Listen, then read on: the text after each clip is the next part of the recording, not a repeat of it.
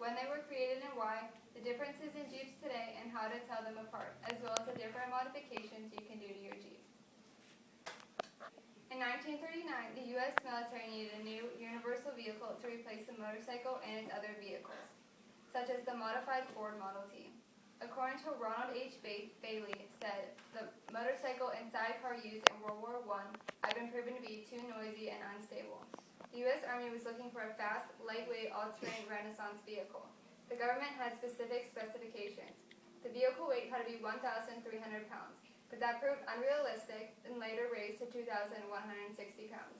It had to be four-wheel drive, the engine power had to be 85 foot-pounds of torque, the wheelbase not more than 80 inches, tread not more than 47 inches, the ground clearance a minimum of 6.25 inches.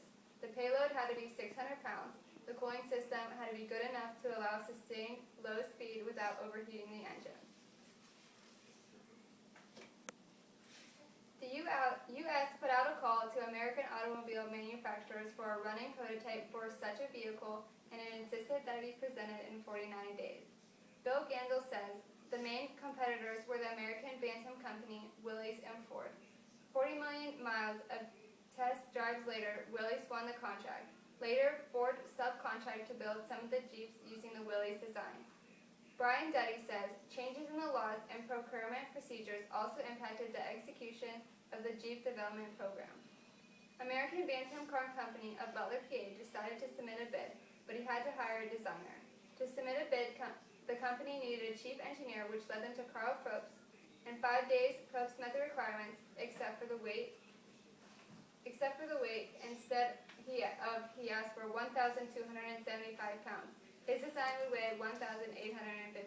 Hoping for some trimming down during production and a little leeway, he marked the design at 1,300 pounds. Most people wonder where the name Jeep came from. There are many assumptions as to what people think. Some people say the word Jeep came from the slurring acronym GP for General Purpose Vehicle, the designation the Army gave to the vehicle. Others claim the vehicle was called Jeep in reference to the character Eugene the Jeep in 1936 Popeye comic strip by E.C. Edgar.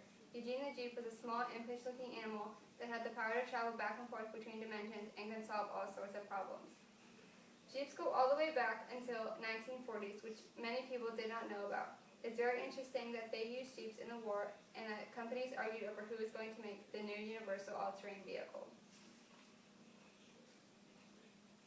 There are 4 main models of Wranglers I am going to be talking about. There are the CJ, YJ, TJ, and JK. There are some similarities and also some noticeable differences. TJ, YJ, and JK do not have a meaning. They are a body code to tell the difference in the Jeeps. The CJ is also known as a civilian Jeep. It began in 1945.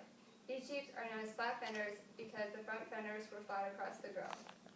It came with a tailgate, side-mounted spare, larger headlamps, an external fuel cap, and many more items that its military predecessors did not include. The CJ Jeep was soon updated in 1953. It was the first military Jeep with noticeable body changes. Due to the 4-cylinder engine, it had a taller grille and hood. The turn signals on the CJs are only on the front grille. In 1987, the YJ replaced the CJ. YJ was built in 1987 to 1995. The acronym YJ simply does not have a meaning. It is there to show people the differences between all of the models. The YJ has the rectangular headlights and fog lights. The fog lights are right below the headlights on the front grille. The YJ comes with leaf spring suspension, which is similar to the CJs. The rectangular headlights were a first for the Wranglers. According to CaliforniaJeepers.com, it came with 5-speed standard or a 3-speed automatic. The YJs and CJs have a similar square grille and body, which is noticeable difference from the rest of the Wranglers. The turn signal on the YJs are on the grille and the side fenders. They have a 1-piece windshield assembly and a roll bar. The YJ engine is a 4.2-liter inline-6. In 1997, the TJ model replaces the YJ. The TJ is the second generation of the Jeep Wrangler model, which ranged from 1997 to 2006. The TJs have round headlights and fog lights. The turn signals are mounted on the front fenders as well as on the side fenders. There is a spare tire brake light connected to the tire rack. The TJs have a round grille, coil spring suspension, and a sailcloth top in 2003. The TJ was the first Wrangler to have coil springs. In 2004, the introduction of a 6-speed transmission arose. The TJ Jeep uses a 4.0-liter inline-six engine. The YJ and TJ similarities are the coil spring suspension, round headlights, soft top, and manual transmission. According to Choten's Jeep, TJs usually have disc brakes in the front and drum brakes in the rear. One of the 4 cylinders are used to force brake pads against the disc, but all cylinders contain one piston only. The JK Jeep was made in 2007 till 2011. This is the first time in Wrangler history that there was a 4-door available. The JK engine has a 3.8-liter V6 engine. This Jeep is the largest one in height, weight, length, and overall bulk than the TJ. Also has round headlights according to Moore's 4x4 center. The 40 American Grand Am was morphed into JK Wrangler design. The JK comes with 4-wheel disc brakes and have a better stability control. The models I named are only Jeep Wranglers. There are many other Jeeps out there, and these are many modifications you can do to the Jeep. As a Jeep owner, there are many different aftermarket parts you are able to buy for your Jeep. This makes it a fun project and more appealing. Most people like to buy lift kits. They are very popular in the Jeep world. Lift kits come in many different sizes, and most people like the 4-inch lift kit. When one puts a lift kit, they are putting larger springs on their Jeep, which lifts it. Some people just do lifts for aesthetics, and others do for rock climbing, trail riding, and ground cranes for articulation. Also, many people like to buy different bumpers. For the people who go off-roading, buying a sturdier bumper in case you hit a tree. Similar to bumpers, there is a step-up bars to help you get into your Jeep. There are some that you can weld on, but I've also seen some that automatically unfold.